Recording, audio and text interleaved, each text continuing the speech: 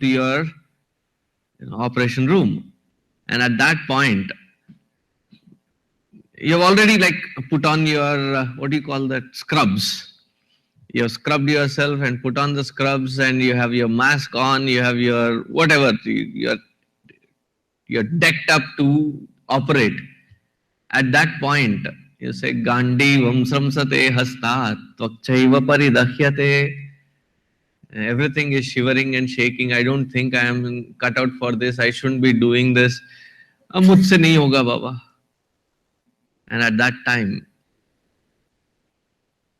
and that's a very unusual environment for somebody to give you their peace of mind so that you can find your peace of mind. Because usually when Vedanta is talked about, it is in a seclusion of a mountain, in a cave, or in an ashram. Here, it is right on the battlefield. How many of us do feel that life is a constant uphill battle? Don't we feel? And it is to that kind of life scenario that this message can be applied.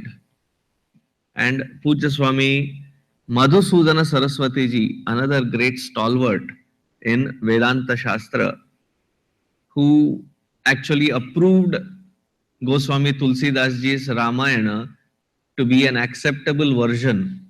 There was an uproar that, how can Ramayana be written like that? Awadhi, in those days, today it is considered as a very sweet language, but Awadhi in those days was considered as Bombay Tapori language to Hindi. Do you see or if I have to compare it in English, Ebonics to English. If somebody were to write, say, Bhagavad Gita or Ramayana in a Tapori Hindi language, can you imagine how it would be today? Like Arjuna says to Bhagavan Krishna that take my chariot and place there, I want to see who wants to fight with me. So imagine this in a Tapori language. ये अपुन बोला अपुन का एक गाड़ी लेके जाके वहां रखने का, अपुन भी देखेगा कि कौन मेरे से पंगा लेने के ठहरा, वहां पे ठोक डालेगा सबको. And this is a very edited version. If somebody were to write Bhagavad Gita like this, there will be an uproar. And Swami Madhusudana Saraswati ji went through that Awadhi Ramayana, Ramcharitmanas, and said it is beyond comparison, and it is a great, profound work on bhakti towards Bhagavan Ramchandra ji. And then people started accepting Tulsidas ji as well as his Ramcharitmanas.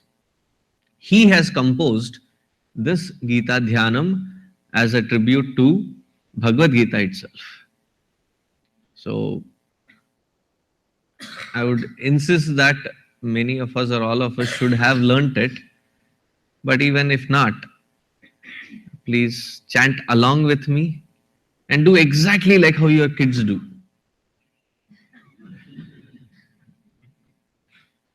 And they give me a feel as if they know and they're chanting it. So just join me with that. And those of you who do know, please chant it loudly. Om Parthaya Pratibodhitam Bhagavata Narayanena Swayam Vyasena Grathitam Purana Munina Madhye Mahabharatam Advaitamrita Varshinim Bhagavatim Ashtadashadhyayinim Ambatvamanusandadhami Bhagavad Gita Bhavadveshinim नमोऽस्तु ते व्यास विशाल बुद्धे हुल्लारविन्दायतपत्र नेत्र येन त्वया भारततैलपूर्णः प्रज्वालितो ज्ञानमयप्रदीपः प्रपन्नपारिजाताय वेत्रैकपाणये ज्ञानमुद्राय कृष्णाय गीतामृतदुहे नमः। सर्वोपनिषदो गावो नन्दनः पार्थो वत्ससुधीर्भोक्ता दुग्धं गीतामृतं महत् वसुदेवसुतं देवं कंसचाणूरमर्दनं देवकी परमानन्दं कृष्णं वन्दे जगद्गुरुम् भीष्मद्रोणतटा जयद्रथजला गान्धारनीलोत्पला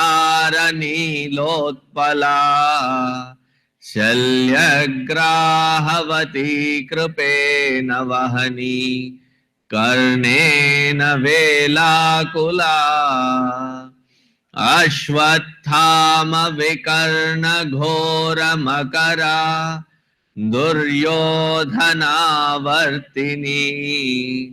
सोत्तीर्णा खलु पाण्डवैरणनदी कैवर्तकः केशवः पाराशर्यवचः सरोजममलम् गीतार्थगन्धोत्कटम् नानाख्यानककेसरं हरिकथा सम्बोधनाबोधितम् लोके सज्जनषट्पदैरहरः पेपीयमानं मुदा भूयाद्भारतपङ्कजं कलिमल प्रध्वंसि न श्रेयसे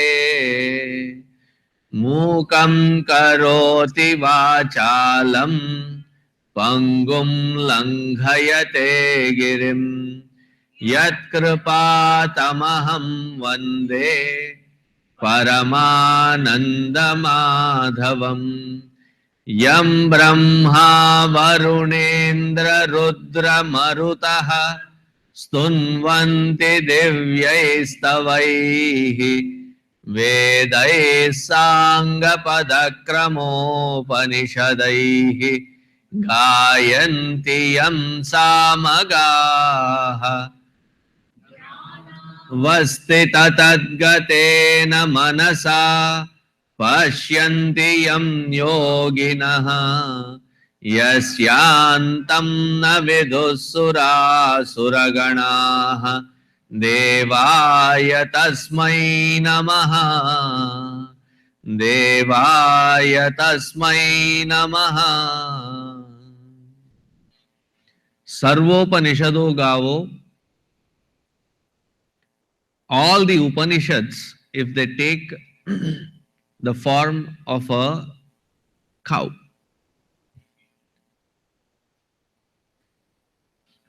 and the dogdha, the milkman, is the cowboy. Who is our cowboy? Gopala Nandana, Bhagavan Sri Krishna himself. That's why I don't find a lot of difference between Texas and Bihar. There are also cowboys, here also cowboys. There are also guns, here also guns.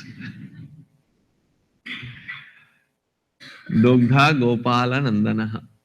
Partho Vatsaha. It is said that when the calf is in front of the cow automatically releases the milk effortlessly. So with the calf in the form of Arjuna, what has been given to us all is this nourishment called Bhagavad Gita. What a beautiful shloka. Uh, do we have the audio connected? So we have a small clip by Puja Gurudev on the importance of Bhagavad Gita. Those who are sitting in the, can you turn the lights off, please? It's right there.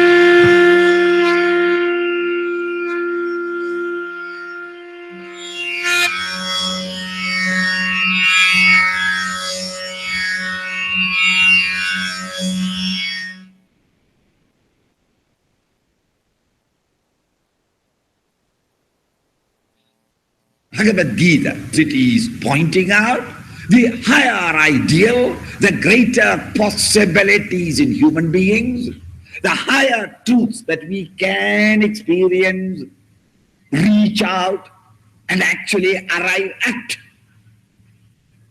Since it is pointing out this principle called God in all religions, reality in all philosophies, truth by the great thinkers, called as truth, this great grand state is indicated throughout in the Bhagavad Gita.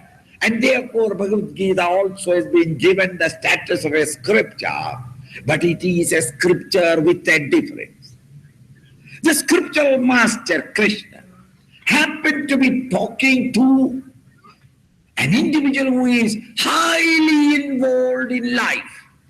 Here is a man, practical man of action, wanting to have the kingdom and having the benefit of the nation topmost, uppermost in his mind. Such a man of action who have been all the time actively participating in the day-to-day calamities or fate of the country. To such an individual, Krishna happened to be talking. He was in a condition of utter disintegration in his mind. He was rendered by his own wrong thinking, incapable of producing his own efficiency, his own knowledge into the service of the community. He became despair, almost a man drop out, ready to drop out from his position and status, his wonderful field of service to the society. He thought that he can do nothing. Krishna is giving a discourse or trying to re-educate his mental attitude, to awake his sleeping powers, to give him back again his own faith in himself and his faith in the larger destiny of a country. The entire 18th chapter of Bhagavad Gita gives all the scientific corollary and the logical discussions at every stage of how and why we are behaving in this fashion. Therefore, a peculiar topic is taken in the 18th chapter, the revival of your personality. Each one will have to do it for himself. A national character, the character specific of a community, or the character in a man, the culture in the individual is something that you cannot control. It effuses from you. It is the fragrance of the flower that the flower cannot but breathe out. The flower cannot say that there are nobody here. Why should I give my fragrance unnecessarily? When the crowd comes, I will give it out at this moment. No! Whether you are there or not, whether there is anybody to see it or not, the flower's fulfillment is to dance in the breeze, exhibiting all its beauty and giving out to the world all its fragrance. Carefully think. Character is not for a time. It is your own beauty. Each individual will have to bring it out for himself. He is giving you the secret art of how to bring out the sleeping beauties in you. How your beauty is veiled by certain things in your mind. How those things can be cleaned.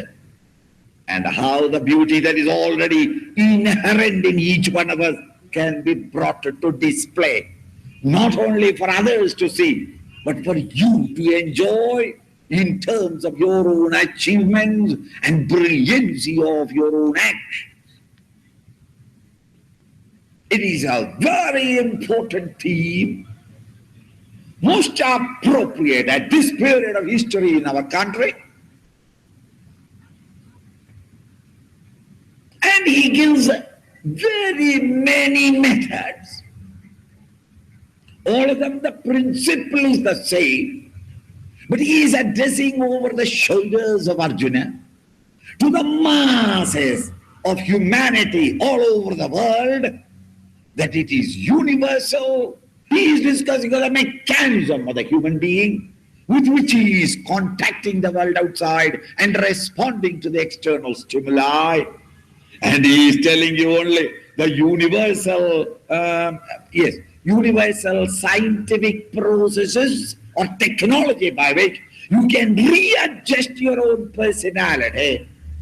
The analysis is excruciatingly brilliant because he has taken so much of pain to make you understand how are we to come out of it. Not by an institution. No institution can do, no Mahatma can come and bless the country. Loka samasta sugno bhavantu. Nothing will happen. Each one of you will have to come out of this madness. How to metamorphose ourselves from our present state of encrustations. How to come out as a lava first, and then develop the wings and become the butterfly to dance from flower to flower, gathering the greatest, the sweetest of honey.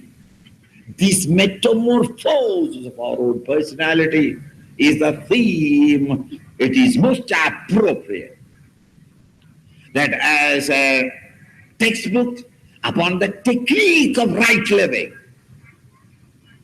advice to each individual member of the community so that the communal and national life may be progressively good, highly cultured, and beneficial to mankind.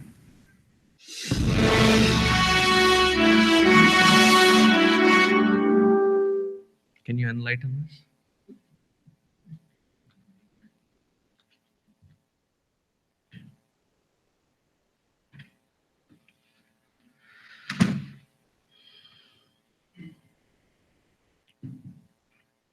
So that was Puja Gurudev on the introduction to Bhagavad Gita. Can we get back to our Bhagavad Gita series? What shloka are we on? 15th, 16th?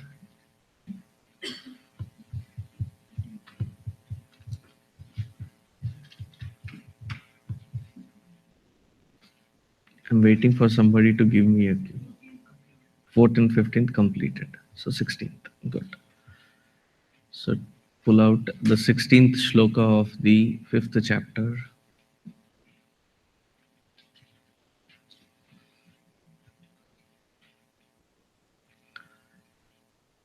Jnane tu tadajnanam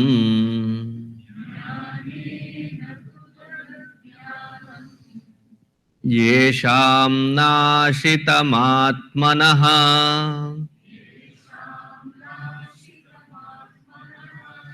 tesham adityavat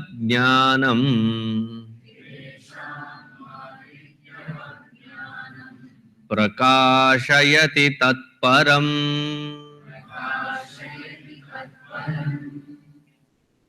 So in the last two shlokas, there was the bold disclaimer by the Lord Himself. What is the disclaimer? Can anybody put it in one or two sentences?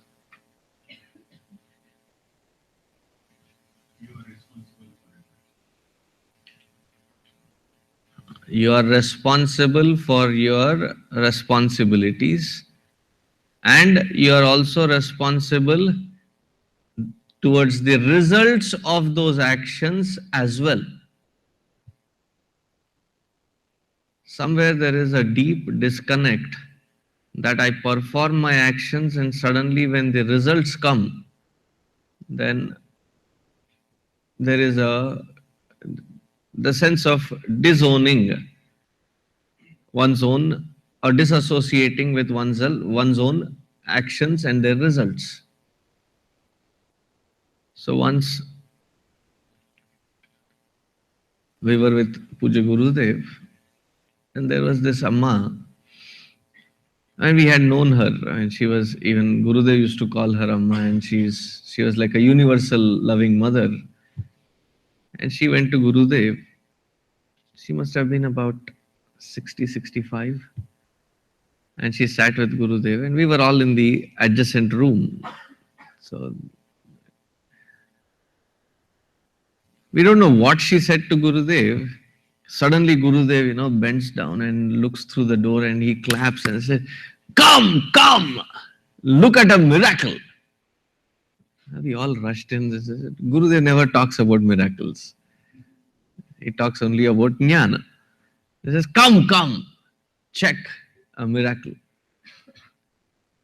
And he points to that Amma and says, "Here is an effect without a cause." And we were completely lost, like, what is the reference? And then she said, "I told Gurudev that I don't eat, but I seem to be putting on weight."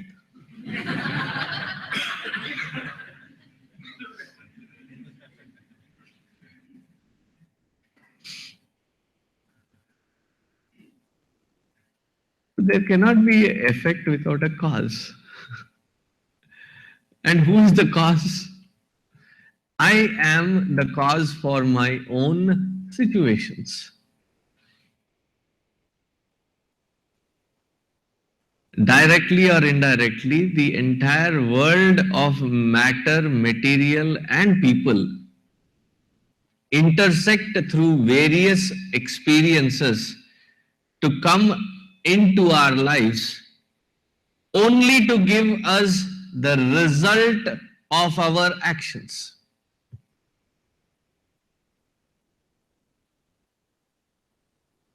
That's the only way it is. Whether it is a rude world, a loving world, how beautiful that it is designed by you.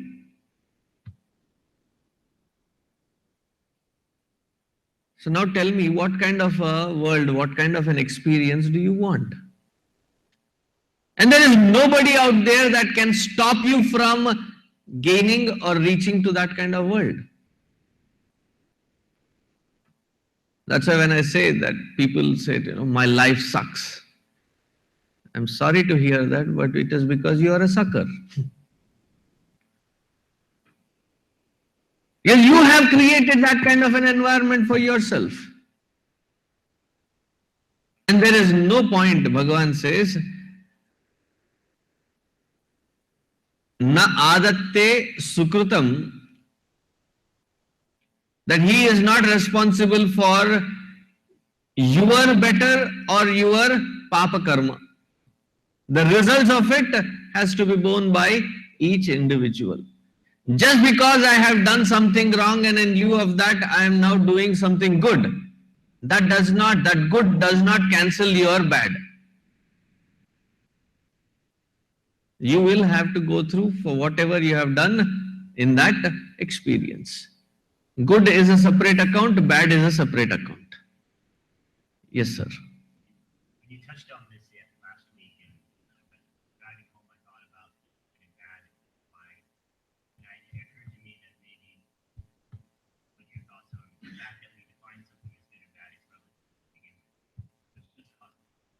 It's just cause effect. Therefore, it's not good and bad. It's not what happens to others.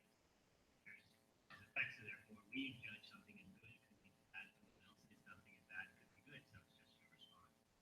Yeah, somebody, like in the last summer, I was on a diet wherein it was only vegetable juice, morning, afternoon, evening.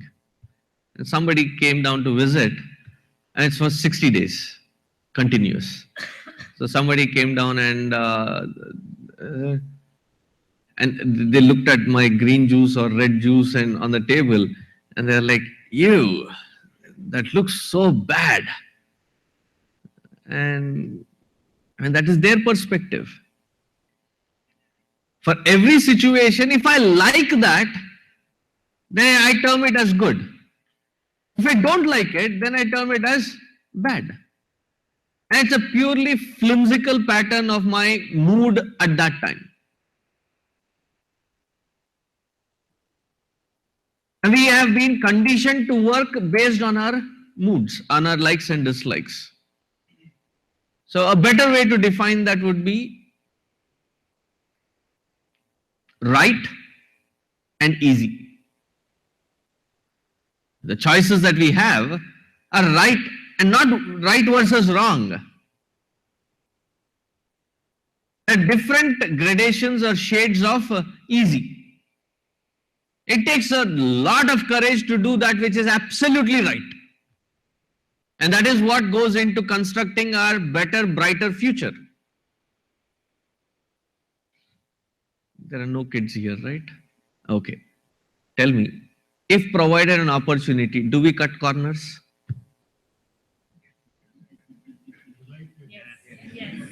If you are cutting corners, then there is no right way, sir.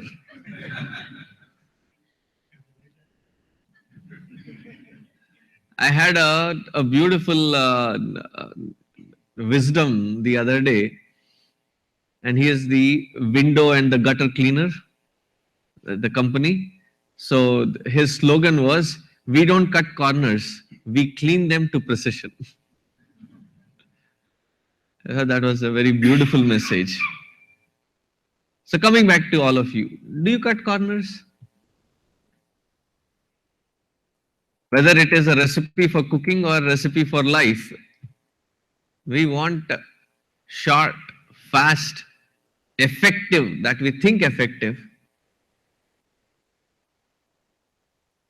But in both, if you cut corners, taste differs. As I'm a foodie, I go back to my food example. How many of you are aware of a sweet called Ajmeri Kalakand? You have heard of it, you have tasted it, right? Cutting corners, what is the easy way to make it? Does anybody know it?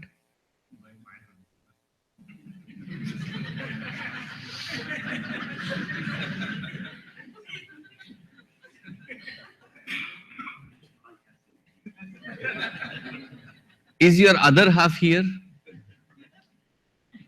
My sympathies. That answer shows how much help you get in the kitchen. Oh, nice comeback. Definitely worth the brownie points now.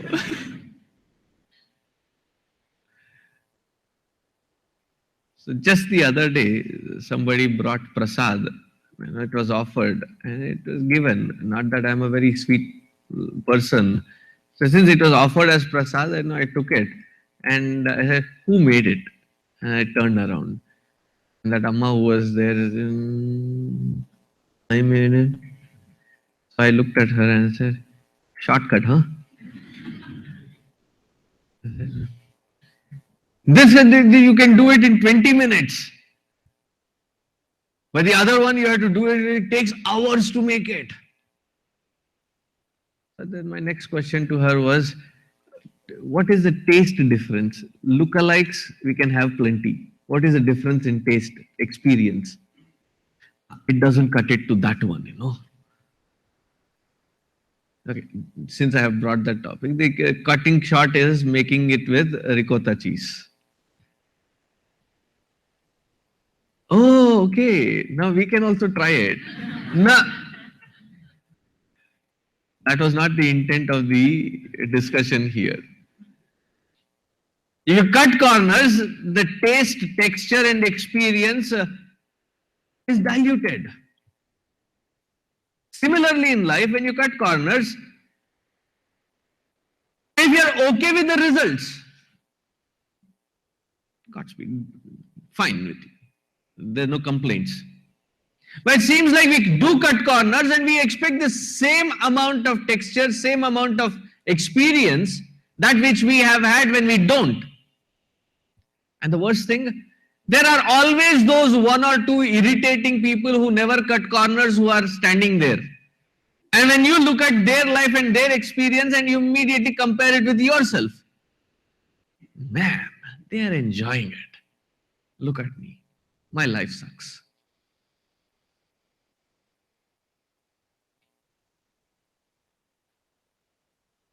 And this is still an understandable comparison. We go completely berserk in comparing with something else, which leads to another factor.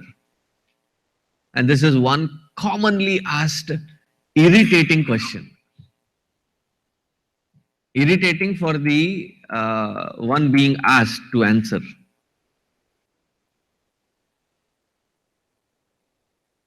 Why do good people suffer and bad people thrive?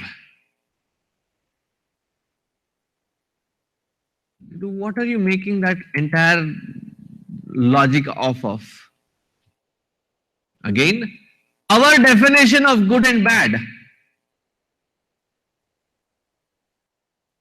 is flimsy. It is not a scale that can be kept as an international scale for all humanity to compare themselves with.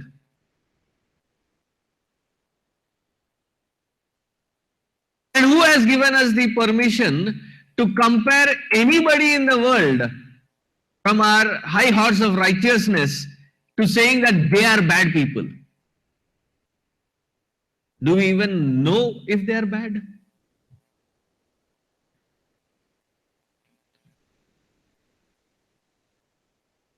If they are not bad and we have judged them, what right do I have to say that they are bad people but still they are enjoying life? I know you will jump now to say, no, Swamiji, we know that they are really crooks of the highest order. Permission किसने दिया to brand them any which way?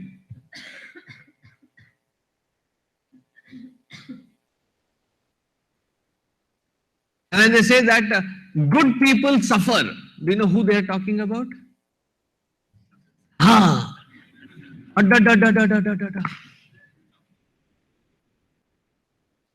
अपने आप को एकदम elevated. You know, good people suffer, bad people thrive. Really? Seriously? Are you that good?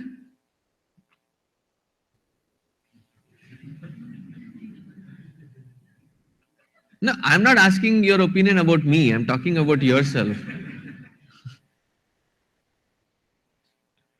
Have we never done anything that which we are ashamed of? That which we should have done and we didn't do? And that we shouldn't have done and we have done? Everybody has a history.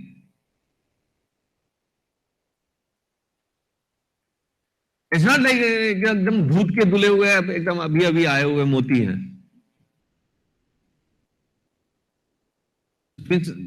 To translate it in English, that you are as if the very incarnation of purity.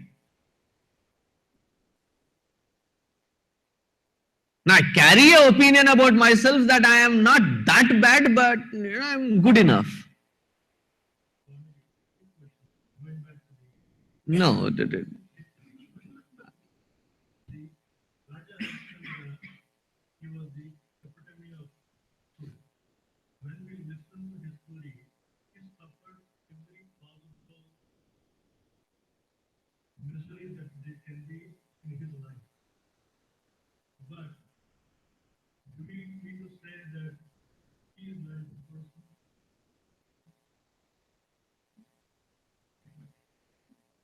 Do you know the flaw in your own question?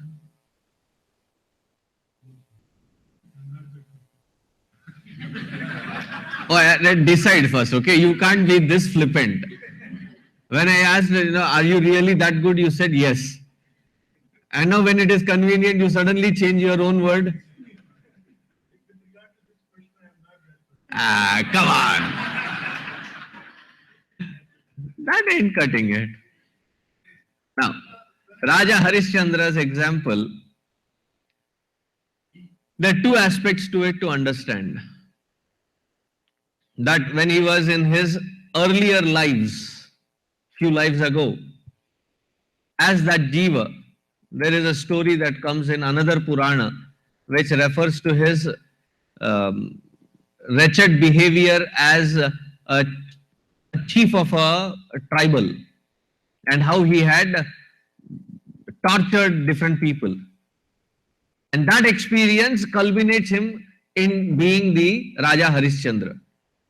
After that tribal thing, there is a moment wherein he, in the next birth, he has an opportunity to live right across a great sadhu. And because of that sadhu's presence in his life gets transformed. And he does lot of tapas. So he is born as Raja Satya Harishchandra because of the values that he learnt in the earlier life. But just because today you have changed,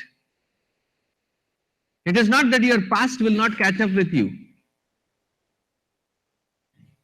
If when you are young, you have had drinking, smoking, all kinds of vices that you can think of, at that time it did not catch up with you. But at a later time, when it catches up with the liver or a kidney or lungs, and at that time you say, oh, I'm so pure now, I don't do any such things. Will that catch up or not? At an age where you loved eating fried food or butter tikka masala or butter paneer tikka masala with puri and batura, and you indulged in it, and suddenly now today you take on to yoga and running and meditation, do you think that cholesterol will not catch up with you?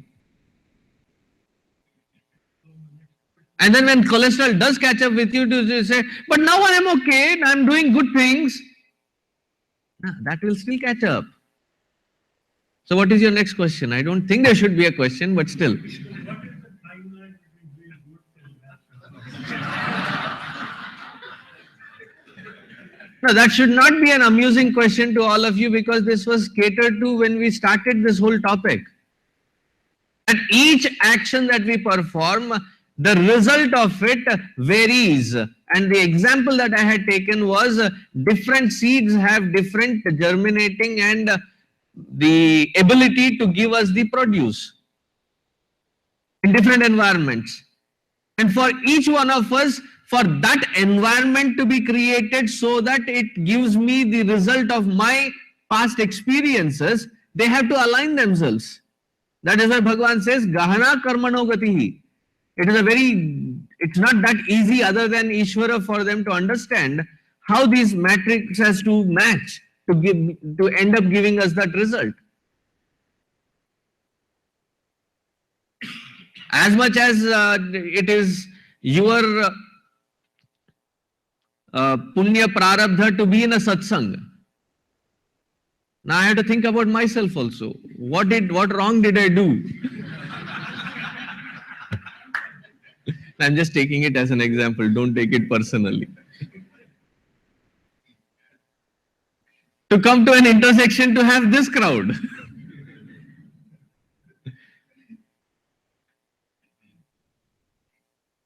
I'm telling a joke, okay? That was a joke. Because after coming to US, suddenly we become very, very sensitive. Any joke, it has to be given prior notice, after notice, and वो joke था, समझ गए ना? I said it in the two languages. Okay, now moving forward. So the time lag cannot be understood. For some you will have immediate. For some, you will have it in its own time. For somebody who is in their final year of their dissertation and thesis, they will become a PhD in next few months. But if you have a son who is just about, or son or a daughter who is just about a 3-year-old, and your intention is to make that fellow as a PhD, because nobody in your family, 7 generations on either side of yours or your spouse's side, has ever held a PhD, and your aim was to make that child into a PhD. Poor fellow. But it will take its own time to reach there. Oh, that fellow got it in 6 months. Now, why should my child not get it? Wrong comparison.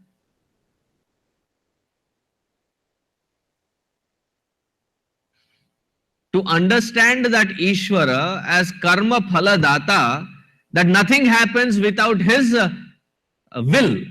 What does it mean? That whatever we experience, the nature's law was willed by him.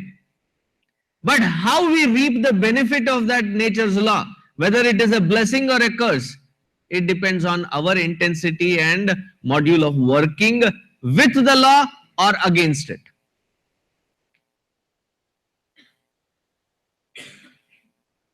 So here, jnanena tu tad ajnanam. What ajnanam? To wrongly attribute to that Ishvara saying that, he messes up.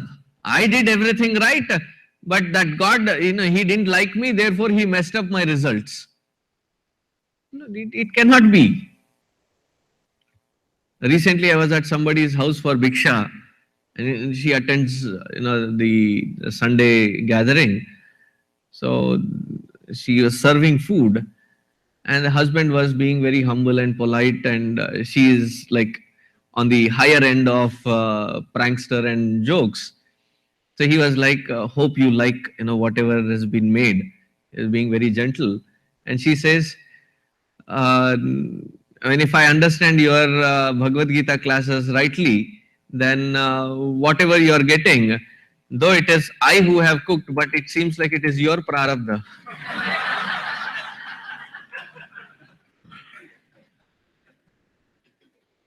I completely zipped up. I said, touche. I must have done something really, and I kept quiet. I said, this is my prarabdha now.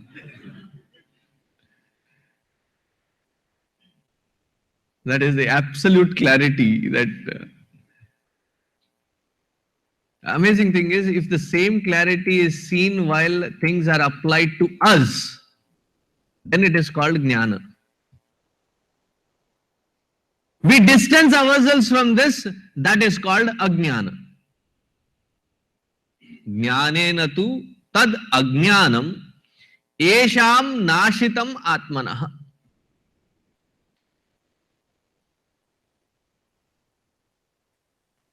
Tesham adityavat jnanam.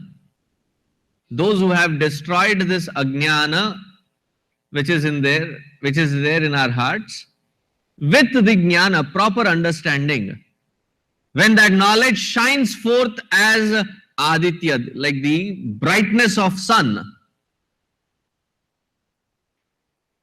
then there is no delusion. I see it very clearly as the result of my own action, and there is no resistance towards growing and moving forward.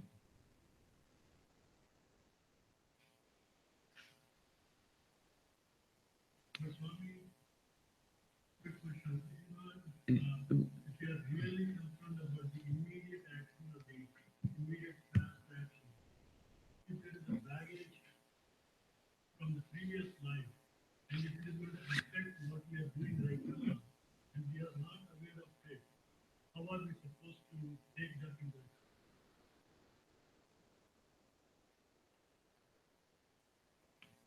With a broad spectrum. Because we are working with the known factors, but there are so many unknown factors that we have no control. So how are we supposed to react? Are we not supposed to say it is based on something we have done earlier? Are we supposed to say There is nothing other than what I have done earlier.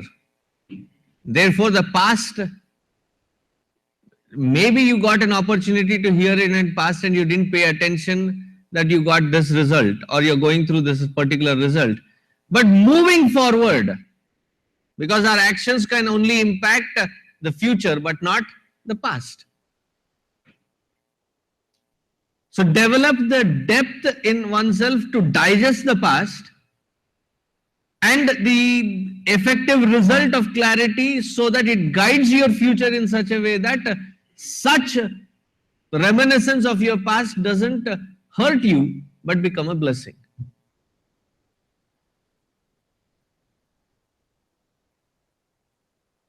And that is why I encourage discussion in this particular format, wherein what is the one of the blames that we have had from the past about Hinduism?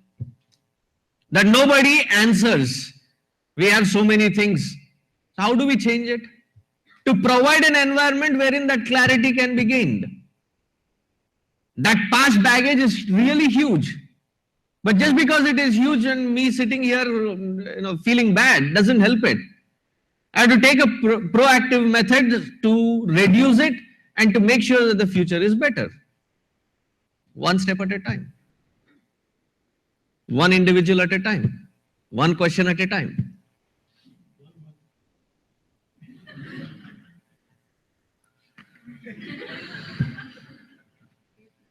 So let's stop.